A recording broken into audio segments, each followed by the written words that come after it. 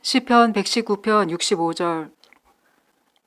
주님, 주님께서 약속하신 대로 주님께서는 주님의 종인 나를 잘 대해 주셨습니다. 내가 주님의 계명을 따르니 올바른 통찰력과 지식을 주십시오. 내가 고난을 당하기 전까지는 잘못된 길을 걸었으나 이제는 주님의 말씀을 지킵니다. 선하신 주님, 너그러우신 주님, 주님의 율례들을 내게 가르쳐 주십시오. 오만한 자들이 거짓으로 내 명예를 훼손하였지만 나는 온 정성을 기울여서 주님의 법도를 지키겠습니다. 그들의 마음은 무뎌 분별력을 잃었으나 나는 주님의 법을 즐거워합니다. 고난을 당한 것이 내게는 오히려 유익하게 되었습니다. 그 고난 때문에 나는 주님의 율례를 배웠습니다. 주님께서 나에게 친히 일러주신 그 법이 천만 금은보다 더 귀합니다. 신명기 17장 2절.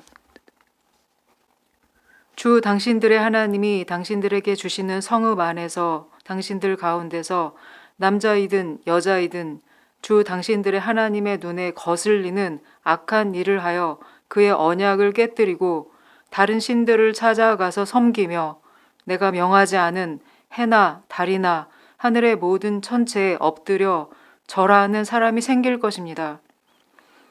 이런 일이 당신들에게 보고되어 당신들이 알게 되거든 당신들은 이것을 잘 조사해 보아야 합니다.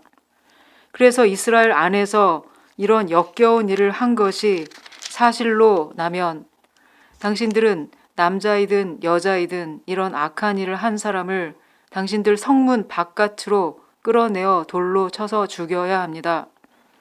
그런데 사람을 죽일 때에는 한 사람의 증언만으로는 죽일 수 없으며 두세 사람의 증언이 있어야 합니다. 죽일 때에는 증인이 맨 먼저 돌로 쳐야 하고 그 다음에는 모든 백성이 뒤따라서 돌로 쳐야 합니다. 그렇게 하여 이런 악한 일을 당신들 가운데서 뿌리를 뽑아야 합니다.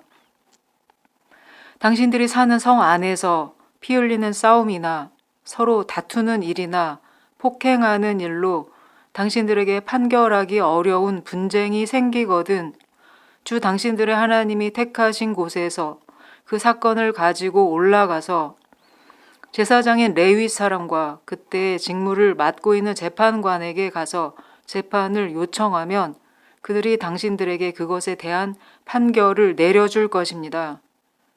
당신들은 주님께서 택하신 곳에서 그들이 당신들에게 내려준 판결에 복종해야 하고 당신들에게 일러준 대로 지켜야 합니다.